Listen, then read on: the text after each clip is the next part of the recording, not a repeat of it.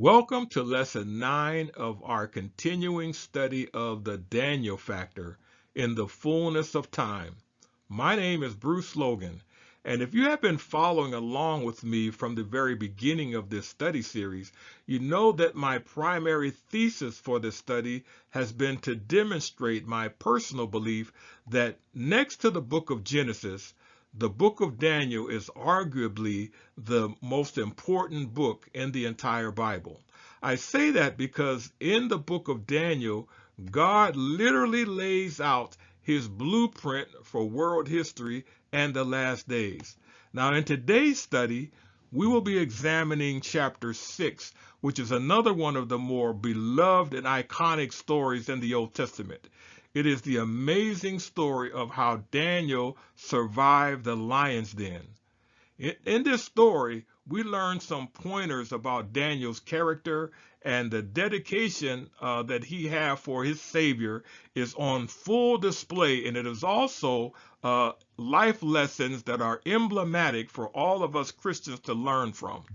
However, if you were to examine below the surface level of the story, you will discover that there are some additional keys that point to not only Daniel's character, but also items or keys that point to God's complete and providential sovereignty over human affairs and over human history. So let's get into this study as we get into Daniel chapter 6, Surviving the Lion's Den. But before we get into today's study, I would like to remind you that if you would like to receive more information about our ministry and the things that we offer and other teachings that we have done over the years, you can go and check us out at drbrucelogan.com or bruceloganministries.com. You can also follow me on Facebook at DBL Ministries, or you can follow me on Twitter at Dr. Bruce Logan 1, or you can contact me via email at brucelogan@aol.com. That's br2logan@aol.com. And also, I would like to just remind you that if you enjoy what we're teaching, if you would like to receive more of our studies, I would like to just encourage you to subscribe to this channel and to click that bell of notification so that you might be able to receive notifications whenever a new video goes online.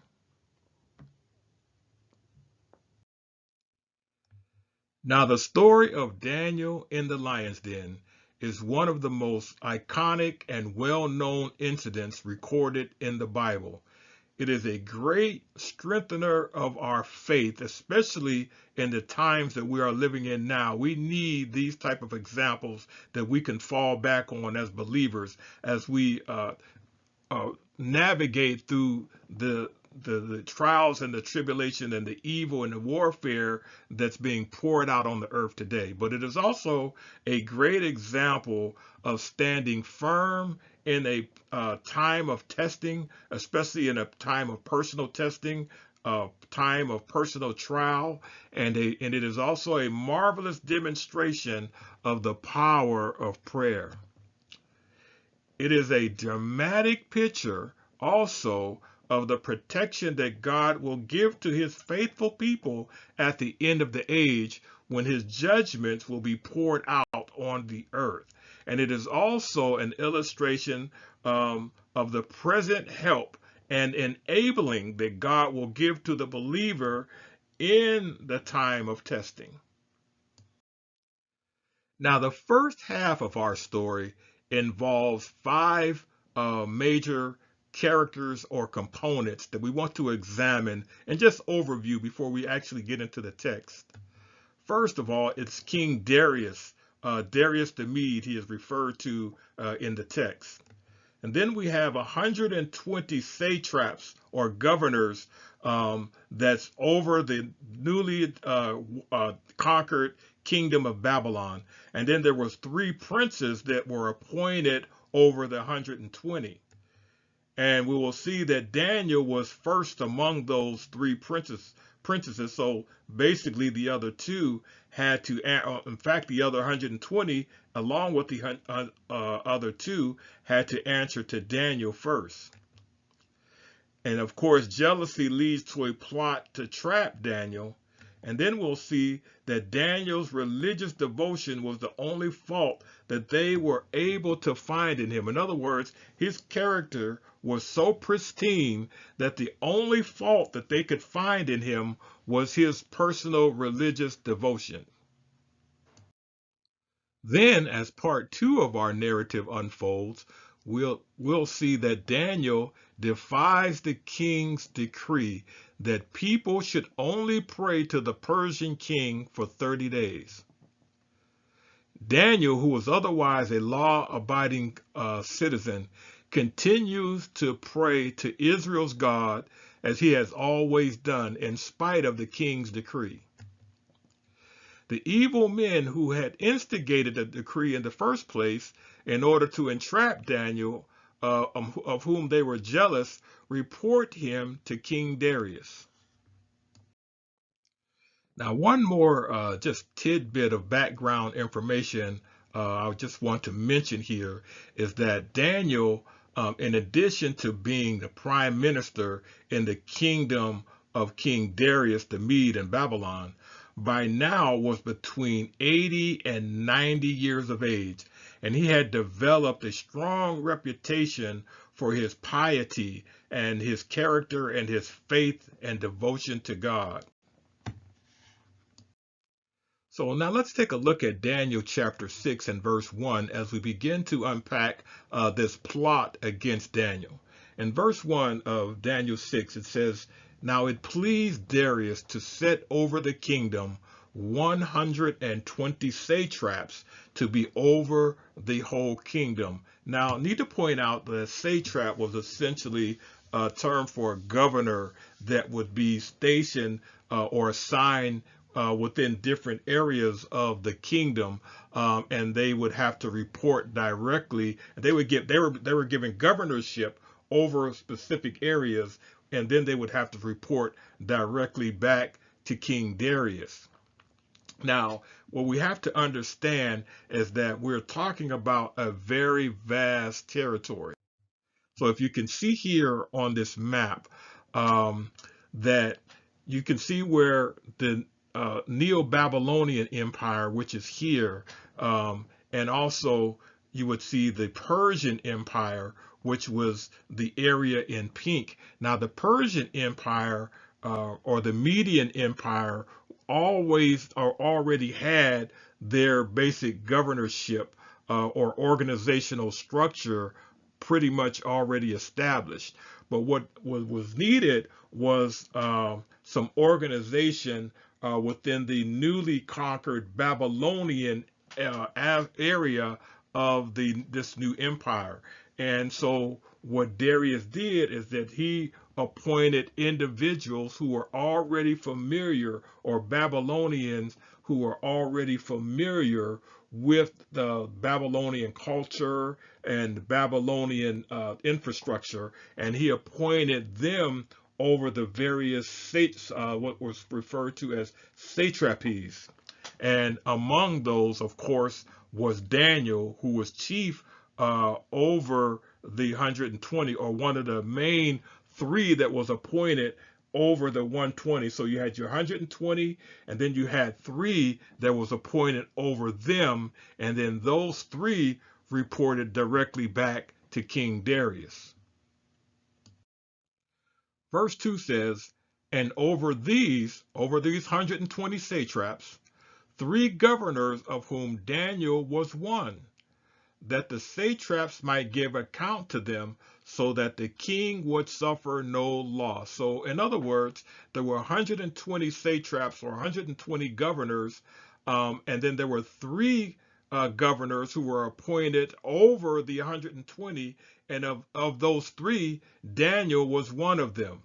So now I need to stick a pin here just to point out that it just stands to reason that Daniel was appointed to one of these key positions because of the fact, if we recall, at the conclusion of Daniel chapter 5, we noticed that Belshazzar, before he was assassinated or before he was killed, in the last night of the Babylonian Empire, just before or just as the Persian Empire was conquering the city, if you recall that after Daniel interpreted the handwriting on the wall, Belshazzar gave him or awarded him a key position. And we see that in Daniel chapter 5 and verse 29. If you recall, it says, "Then Belshazzar gave the command, and they clothed Daniel with purple and put a chain of gold around his neck and made a proclamation concerning him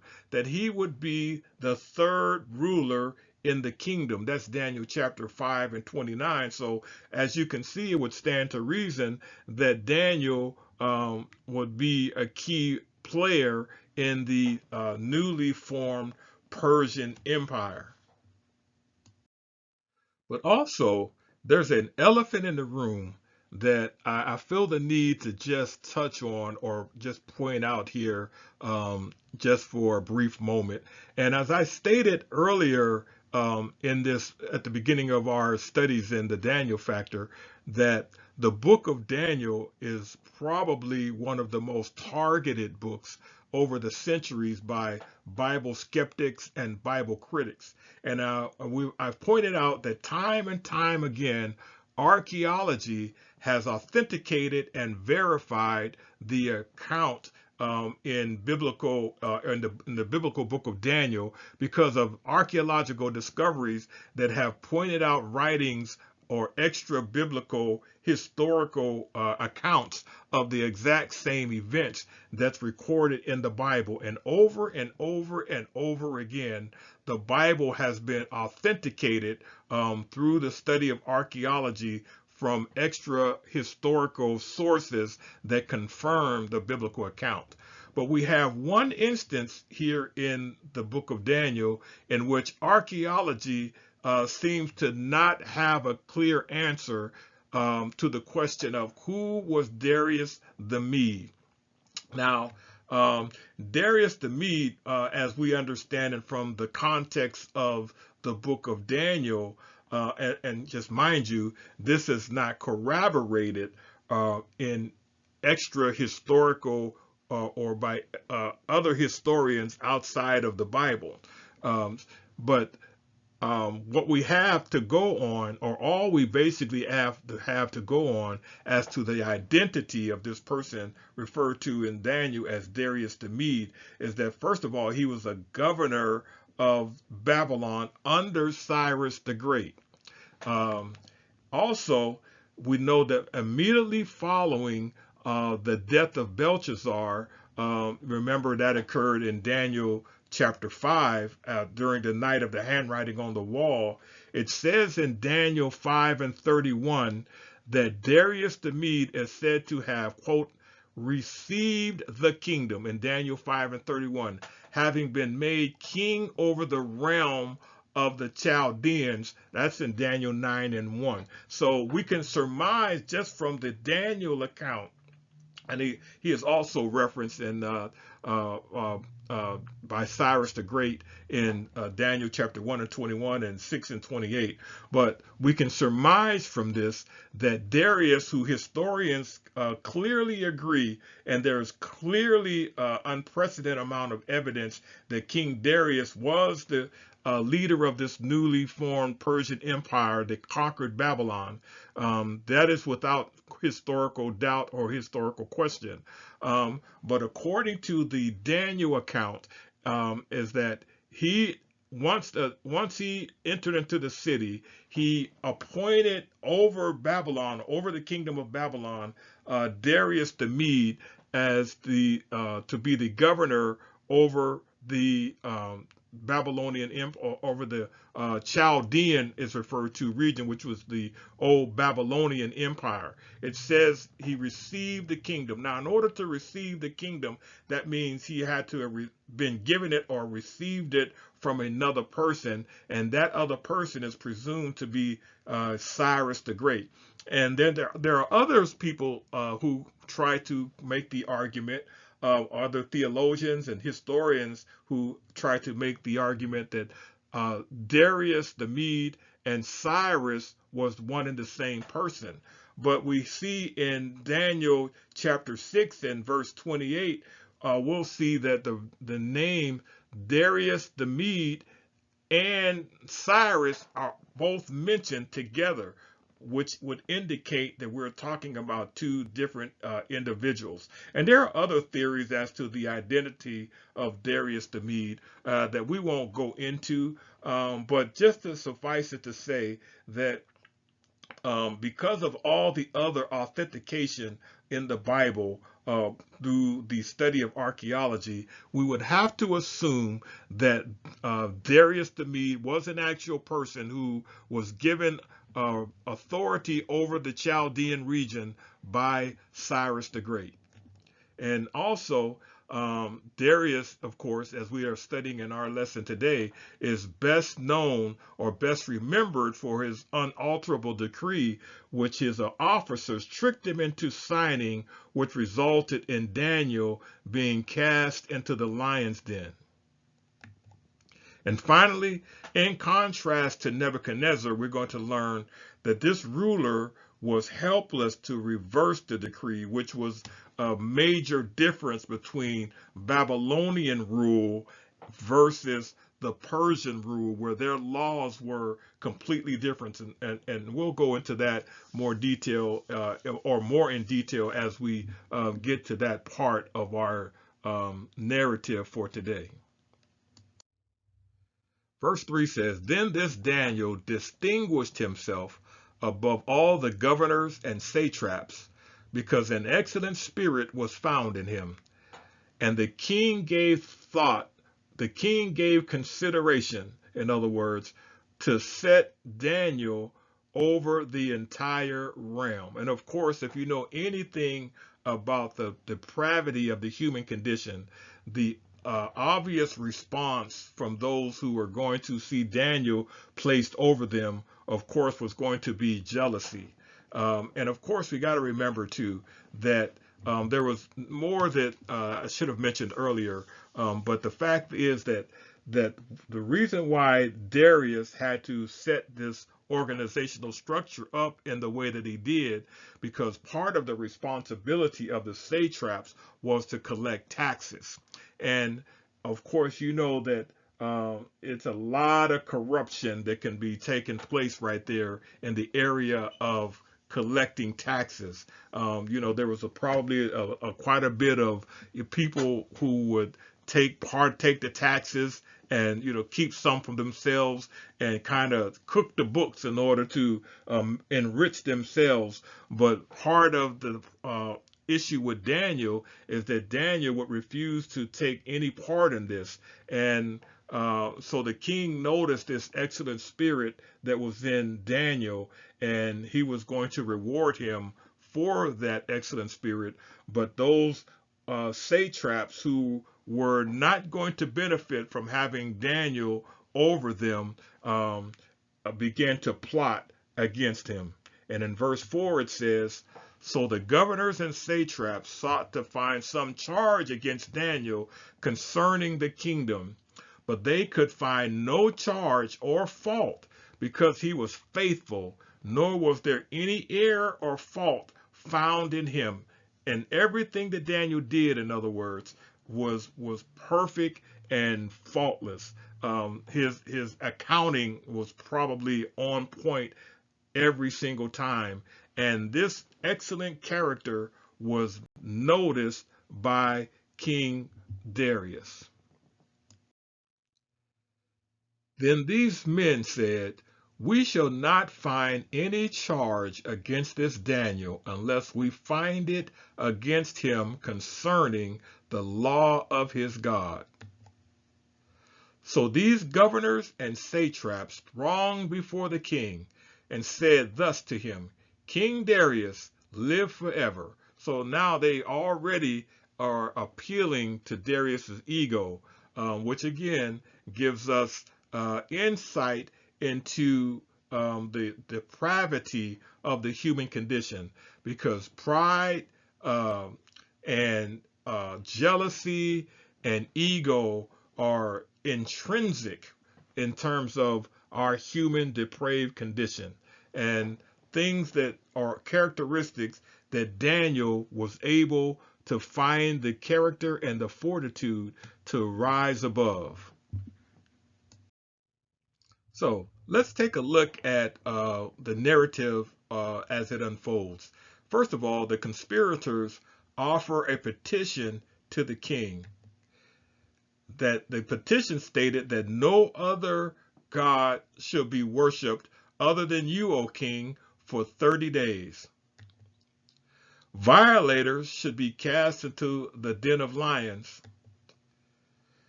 We're going to discover, as I kind of hinted to earlier, that the law of the Medes and the Persians was about to be demonstrated in terms of how it was different from the law of the Babylonians. The king signs it into law. So in verse 7, notice what it says. All the governors of the kingdom and the administrators and satraps, the counselors and advisors have consulted together to establish a royal statute and to make a firm decree that whoever petitions any god or man for 30 days, except you, O king, shall be cast into the den of lions. And of course, they are definitely appealing to King Darius's ego. And of course, with his ego being stoked the way that it is, he got to thinking about it and said, wow, I can get into that. That doesn't sound like a bad idea at all. Verse 8 says, now, O king, establish the decree and sign the writing. So, and note this, very important, so that it cannot be changed according to the law of the Medes and the Persians, which does not alter. So then in the next part of our narrative, we see the following outline. First of all, we see that after the king signs the decree into law, a decree that cannot be altered or changed, not even by the king himself, Daniel goes on to pray to God in spite of the consequences of the decree. The conspirators catch Daniel praying. They go back and tell on Daniel and remind Darius of the new law that he had just signed. Told him about Daniel, and Darius realizes at that point that he had been bamboozled, he had been tricked. So in verse 9 it says, therefore King Darius signed the decree, and it was written into law at that point. And verse 10 says, now when Daniel knew that the writing was signed, he went home, and in his upper room, with his windows open toward Jerusalem, he knelt down on his knees 3 times that day and prayed and gave thanks before his God, as it was his custom since the early days. Now I want you to just note that. It says that Daniel knew that the decree had been signed, and he also knew what the consequences of violating that decree would be. But in spite of that, in spite of knowing those consequences, he went and knelt 3 times that very day and prayed as according to what his normal custom was. In other words, he did not alter his routine 1 iota because of the decree. And you would think that some people would say, you know what, it's only for 30 days. So, why not just compromise and not pray at all for the next 30 days? But Daniel was not hearing it. He made it and purposed in his heart, just like it, as we learned about him from a character standpoint when we first got into the study in Daniel chapter 1, that he refused to violate his principles regardless of the consequences. And what lesson can we learn from that today, or what a great lesson we can learn of Daniel today, how to stand and not violate our principles regardless of the worldly consequences that may come our way. But let's look at verse 11. It says, then these men assembled and found Daniel praying and making supplication before his God. In other words, they sort of laid a trap for him, because apparently Daniel was so faithful and so predictable in his time of prayer that they were able to know exactly when he would be praying, and and so they just basically laid wait and set a trap for him. But I want you to notice also that Daniel didn't even try to hide. He didn't try to go into a secret room. It was his custom to stand in the window and kneel toward Jerusalem in his window, in an open window where everybody could see him. And he did so as according to his custom. He did not shy away. He did not try to hide. And this just kind of gives us an amazing testament into his incredible character. So now, after catching Daniel in the act, verse 12 lets us know what unfolds after that. It says that, and they went before the king, those conspirators that tried to set Daniel up. They went before the king and spoke concerning the king's decree. Have you not signed a decree that every man who petitions any other god or man within 30 days except you, O king, shall be cast into the den of lions? The king answered and said, the thing is true according to the law of the Medes and the Persians, which does not alter. Now the king, of course, he's reaffirming his own decree that he signed into law, and he still is not aware, that one of his main guys, Daniel, was the one that was going to have to be thrown into the den of lions. So he still hasn't really kind of caught on yet that he had been tricked. Verse 13 says, so they answered and said before the king that Daniel, who is one of the captives of Judah, does not show due regard for you, O king, or for the decree that you have signed, but makes his petition 3 times a day. Verse 14, and the king, when he heard these words, was greatly displeased with himself, and set in his heart on Daniel to deliver him, and he labored till the going down of the sun to deliver him. In other words, once he found out that it was Daniel who was the one in violation, it greatly troubled him, because in spite of the fact that he signed a decree, he so loved Daniel. He had such a high regard for Daniel and his character, that it troubled him and it very displeased him that Daniel was the one who they had came and found out who was in violation of the decree. And so the king tried to come up with a way in order to change the law in order to spare Daniel. It says that he set in his heart on how to deliver Daniel, and he labored going down to the sun, or in other words, till the sun went down. He just labored and tried to think of a way that he could get Daniel out of this. Verse 15 says, then these men approached the king and said to the king, know, O king, that it is the law of the Medes and the Persians that no decree or statute which the king establishes may be changed. And you're going to notice that you can see the same thing happen in the book of Esther, if you recall. And that was the difference between the Babylonian government and the Persian government.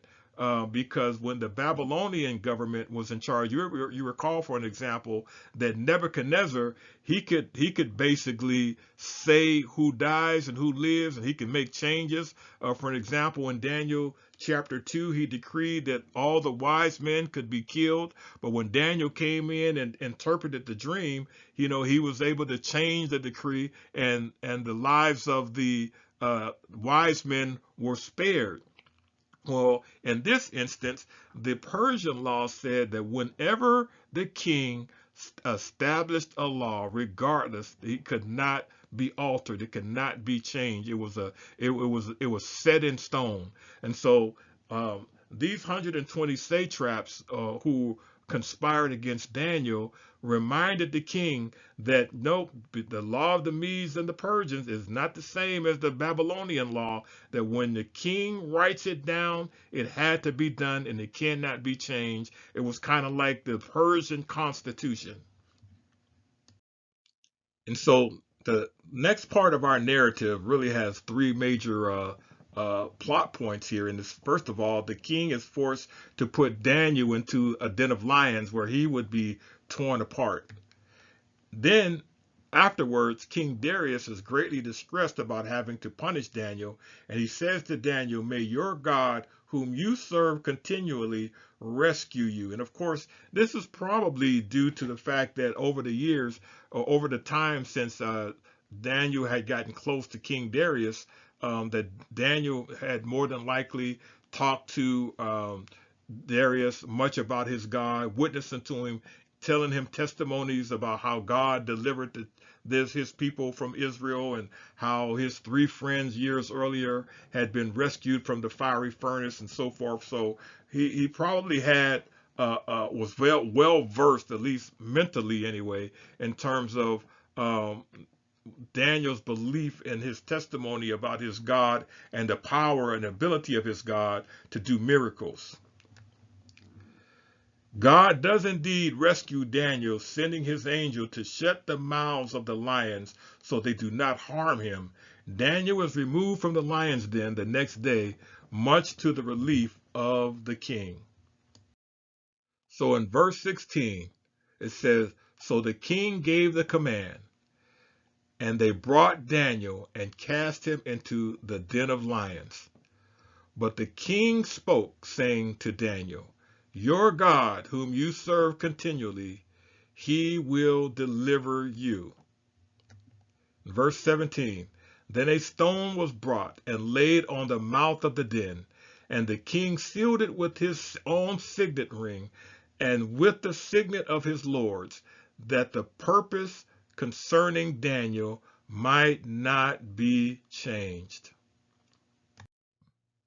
Verse 18 says, "Now the king went to his palace and spent the night fasting, and no musicians were brought before him.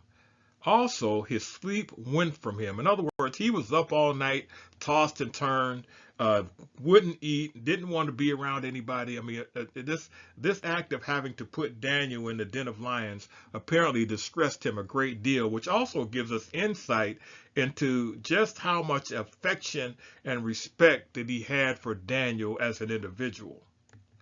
Verse 19 says, "Then the king arose very early in the morning and went in haste to the den of lions.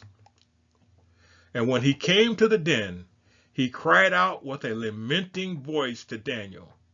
The king spoke, saying to Daniel, 'Daniel, servant of the living God, has your God,'" notice he said your God, Daniel's God, "'whom you serve continually, been able to deliver you from the lions?'" So we can see what happens next is that the king goes in, he finds Daniel alive and well. God had sent his angel to watch over Daniel. King Darius was very happy and relieved about seeing that Daniel was okay. He lifted Daniel up out of the den, and then Daniel's accusers were then ordered to be cast into the den of lions along with their entire families. Then Daniel said to the king, "O king, live forever. My God sent his angels and shut the lions' mouths, so they have not hurt me, because I was found innocent before him. And also, O king, I have done no wrong before you." Now the king was exceedingly glad for him, and commanded that they should take Daniel up out of the den. So Daniel was taken up out of the den, and no injury whatsoever was found on him, because he believed in his God. Verse 24 says, "And the king gave the command, and they brought those men who had accused Daniel, and they cast them into the den of lions, them, their children, and their wives, and the lions overpowered them, and broke all their bones in pieces before they ever came to the bottom of the den. In other words, they snatched them as they was falling into the air, out of the air from above. They jumped up and caught them and began to devour them before they even hit the ground, which kind of gives you an idea that those were some very, very hungry lions, which adds another layer of miracle or miraculousness to the fact that Daniel was able to survive all night in the midst of a den of lions who were that hungry. That kind of gives an extra layer of just how miraculous that event was. And verse 25 says, Then King Darius wrote, To all peoples, nations, and languages that dwell in the earth, peace be multiplied to you.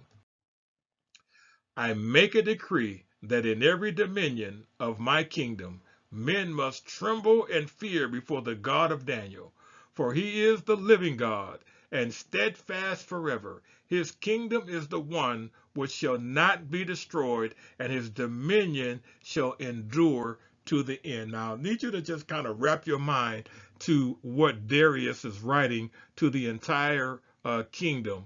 And I make a decree that in every dominion of my kingdom, men must tremble and fear before the God of Daniel. And note this, for he is the living God, and this is coming from a pagan king, and steadfast forever. His kingdom is the one which shall not be destroyed. Now notice this. This is a very important choice of words he uses here.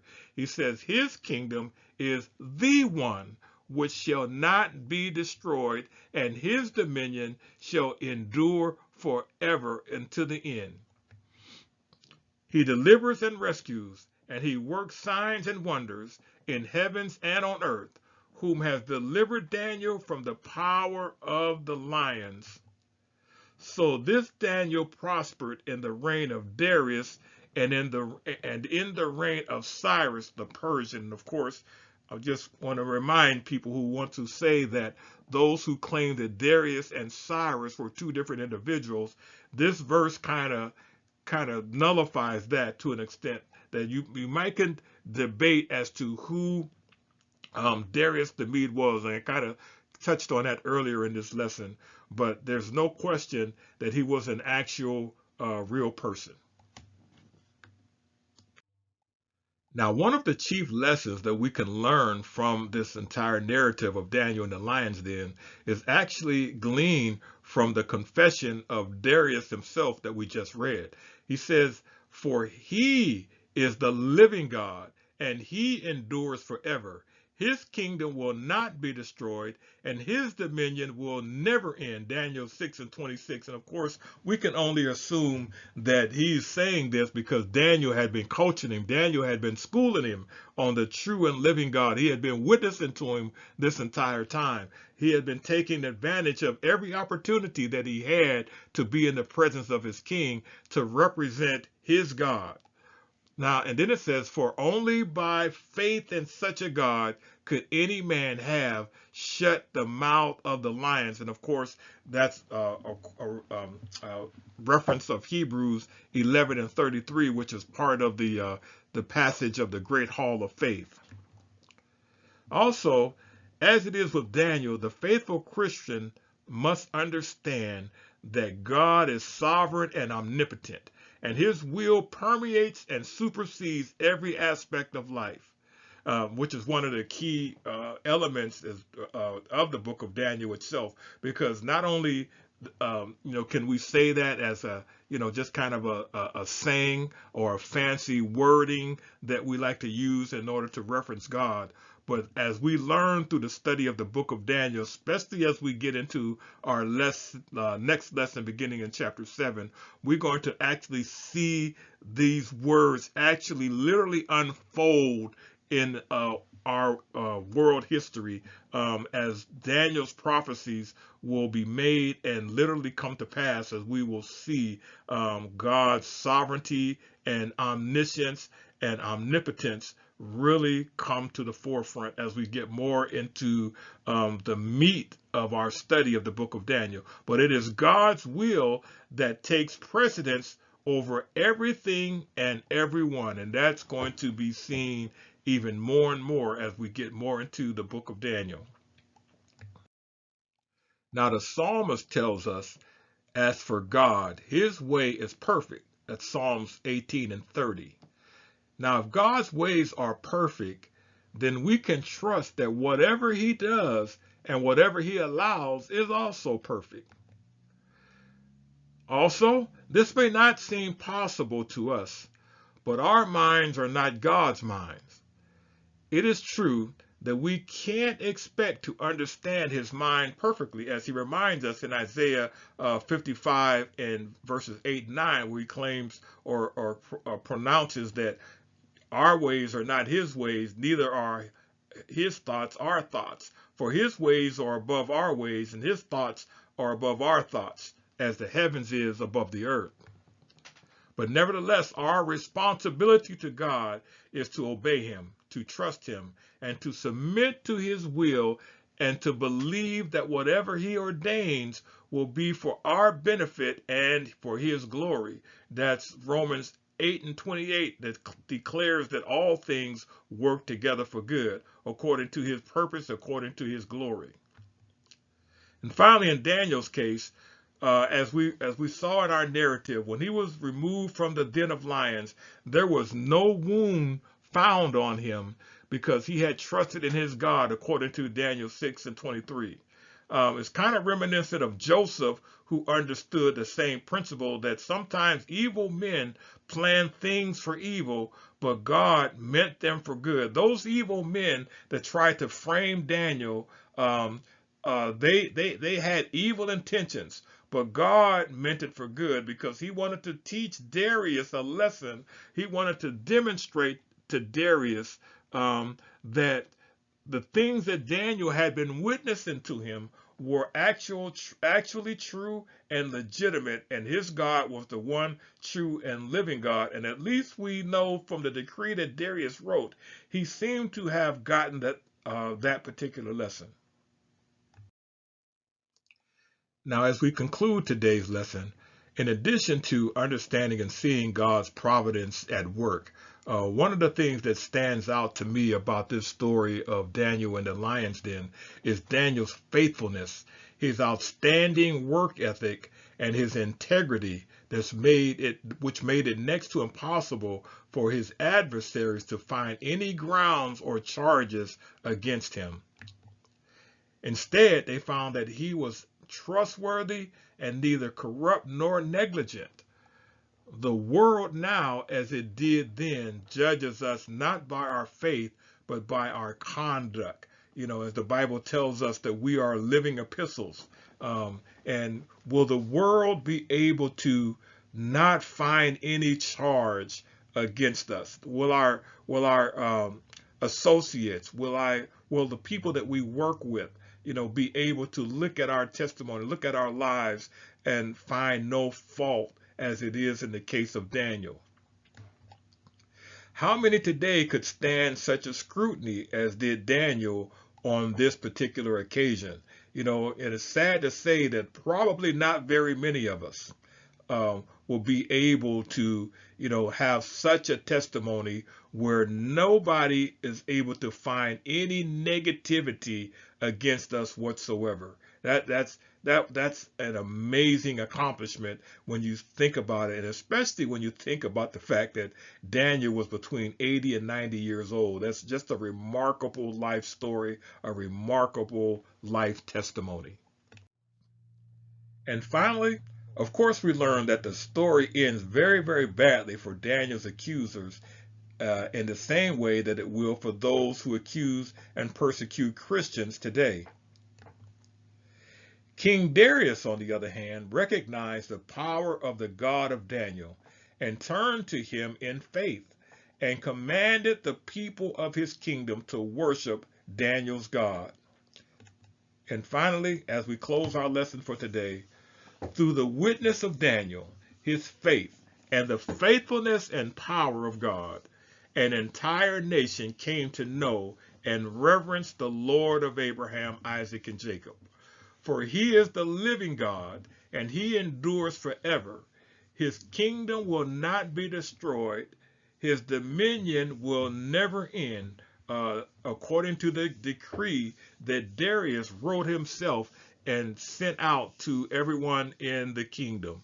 And so with that, I hope that you were able to get something out of this study on the Daniel and the lion's den, and something different than other than just the surface understanding that all of us have had since back in our Sunday school days.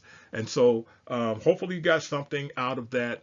And so kind of mention it in the comments, and kind of remember, as we stated earlier, if you like this lesson, if you like the things that we're sharing, sort of hit that bell of notification and subscribe to this channel, and so that you will receive our next study when it comes online. And next week we're going to be examining Daniel chapter 7. We're going to be getting into the very heart, the very meat of the book of Daniel, because everything from Daniel chapter 7 on is going to be prophetic, going to be God unveiling the future, unveiling his plan for the last days and for the end times.